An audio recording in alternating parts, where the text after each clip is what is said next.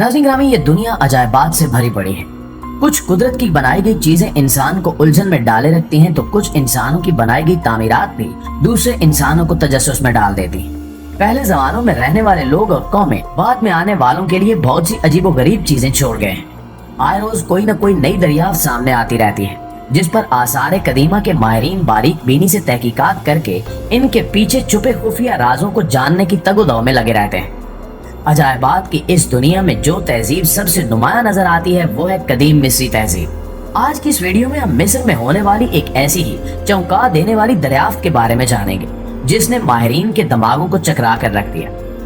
मिस्र वो खित्ता है जहाँ बहुत से असरार पोशीदा हैं, जिनमें से कुछ कुदरती आफात के नतीजे में होने वाली तबाही के बाद दरियाफ्त हुए हैं। इसी तरह की एक दरियाफ्त साल 1988 में उस वक्त हुई जब मिस्र के एक रेतले मैदान में आंधी का एक जबरदस्त तूफान आया।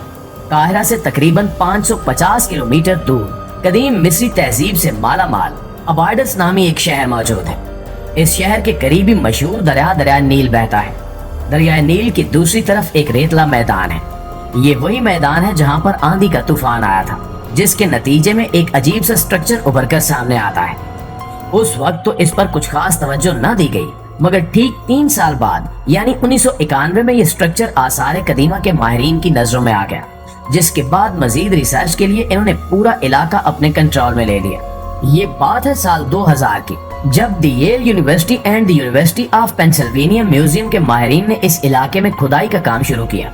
इस खुदाई के दौरान इन्हें इस स्ट्रक्चर में छुपी एक ऐसी चीज देखने को मिली जिसने इन्हें एक लंबे अरसे तक के लिए तजस्सुस में डाले रखा। इस स्ट्रक्चर में से इन्हें 14 बड़ी बड़ी कदीम जमाने की कश्तियां मिली। हर कश्ती की अलग अलग दीवारें थी और ये ईंटों से बनी हुई थी, मगर इनकी मेन बॉडी लकड़ी से बनाई गई थी। बहुत पुरानी होने की वजह से लकड़ी पर दीमक लग चुकी थी, मगर इसके बावजूद माहिरीन को इसकी साख का अंदाजा लगाने में ज्यादा मुश्किलात का सामना नहीं करना पड़ा। इन्होंने ये अंदाजा तो लगा ही लिया था कि ये कश्तियां पानी में तैरने वाली कश्तियां हैं, मगर खुदाई करने वाले माहिरीन के दिमाग में कई तरह के सवालात उभर रहे थे कि ये कश्तियां पानी से दूर इस रेगिस्तान में क्यों और कैसे आईं। क्या इस जगह पर पुराने वक्तों में कोई नदी या दरिया बहता था, या फिर दरिया नील का गुजर यहाँ से होता था? वो कौन लोग थे जो इन कश्तियों का इस्तेमाल करते थे? क्या वो आम लोग थे या ये भी फिरौनों की मिल्कियत थी? हो सकता है कि ये कश्तियां शाही खानदान की हों, मगर सवाल अब भी यही था कि ये कश्तियां इतनी दूर बहते दरिया नील से यहाँ तक कैसे पहुंची। इन सब सवालों के जवाबात जानने से पहले माहिरीन ने इन कश्तियों के बारे में पता लगाने का सोचा कि आया ये कितनी पुरानी है और किस दौर में बनाई गई है। इसकी खोज करने के लिए इन्हें खुदाई करनी पड़ी, जो कि बिल्कुल भी आसान काम नहीं था, क्योंकि इस खुदाई के दौरान अगर कोई छोटी सी भी गलती हो जाती तो मुमकिन था कि उस स्ट्रक्चर को काफी नुकसान पहुंचता, जिसके नतीजे में वो उन सबूतों से हाथ धो बैठते जो इन कश्तियों की हकीकत से आगाह करने में मददगार साबित हो सकते थे। माहिरीन इस खदशे के पेश नजर ज्यादा गहराई में खुदाई नहीं कर पाए। इन्होंने लकड़ी और कुछ टूटी रस्सियों के सैंपल्स इकट्ठे किए और इनसे पता लगाया कि ये कोई आम कश्तियां नहीं है, बल्कि हर कश्ती लगभग 60 से 70 फुट लंबी द्विहेकल शाही कश्ती है। माहिरीन ने मजीद तहकीक की तो ये बात सामने आई कि ये कश्तियां गिजा के अजीम एहराम से तकरीबन 500 साल पुरानी हैं, यानी कि ये लगभग 5000 साल पहले बनाई गई थी। माहिरीन ने ये तो पता लगा ही लिया था कि ये कितनी कदीम है, मगर अब भी बहुत से अहम सवालात बाकी थे। कुछ वक्त बाद जब साइंस ने मजीद तरक्की की और सोलर स्कैनिंग टेक्नोलॉजी बनाई गई, तो माहिरीन ने इसका इस्तेमाल करते हुए बिना स्ट्रक्चर को हाथ लगाए इसका एक 3D मॉडल तैयार कर लिया। इस टेक्नोलॉजी की मदद से जो 3D मॉडल बनकर सामने आया, उसने माहिरीन की पूरी टीम को बरताए हैरत में डाल दिया। लोग जो अब तक ये सोच रहे थे कि ये कश्तियां दरिया नील से बहकर यहाँ आई होंगी, उनकी ये सोच गलत साबित हो गई, क्योंकि माहिरीन अब पर यकीन हो गए थे कि ये कश्तियां बहकर नहीं आई, बल्कि इन्हें खुद यहाँ लाकर एक खास पैटर्न पर खड़ा किया गया था। अब सवाल ये था कि इन्हें आखिर यहाँ खड़ा किस मकसद के लिए किया गया था। ये चप्पू के जरिए चलाई जाने वाली कश्तियां थी।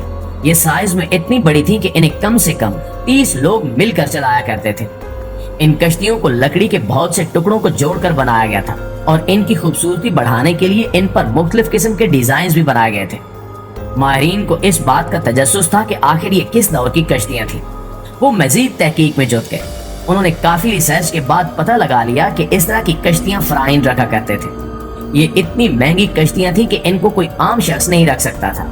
लेकिन इन कश्तियों की इस रेगिस्तान में मौजूदगी पर अब भी बहुत सारे सवालात थे, جن کا جواب اب تک ماہرین کو نہیں مل رہا تھا۔ جب انہوں نے مزید باریک بینی سے اس سب کی جانچ کی تو انہیں پتہ لگا کہ یہ قدیم بیڑا ایک بڑے سٹرکچر میں دفن کیا گیا تھا۔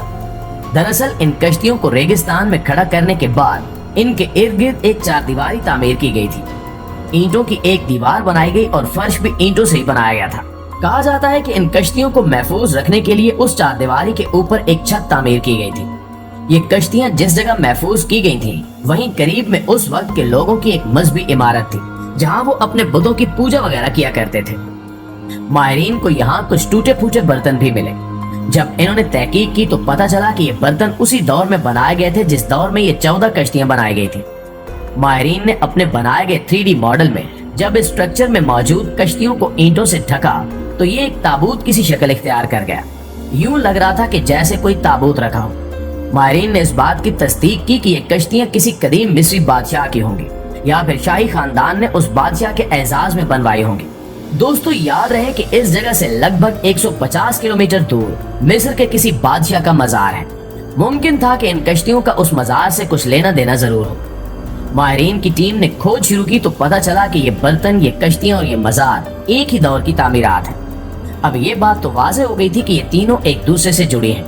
اس مزار کے احاطے میں مزید قبریں بھی موجود ہیں جن سے یہ اندازہ لگایا گیا کہ یہ سب قبریں بادشاہ کے خاص لوگوں کی تھیں جنہوں نے بادشاہ سے وفاداری میں اس کی موت کے بعد اپنی جانیں لے لی۔ ان 14 کشتیوں کو بھی اسی روز دفن کیا گیا تھا جس روز بادشاہ اور اس کے مصائبوں کو دفنایا گیا۔ یوں کہا جا سکتا ہے کہ بادشاہ کی موت کے بعد اس کی تدفین کے لیے ان کشتیوں کا استعمال کر کے انہیں اس جگہ لایا گیا تھا اور بادشاہ کے ساتھ قریب میں ہی محفوظ کر کے رکھ دیا گیا تھا۔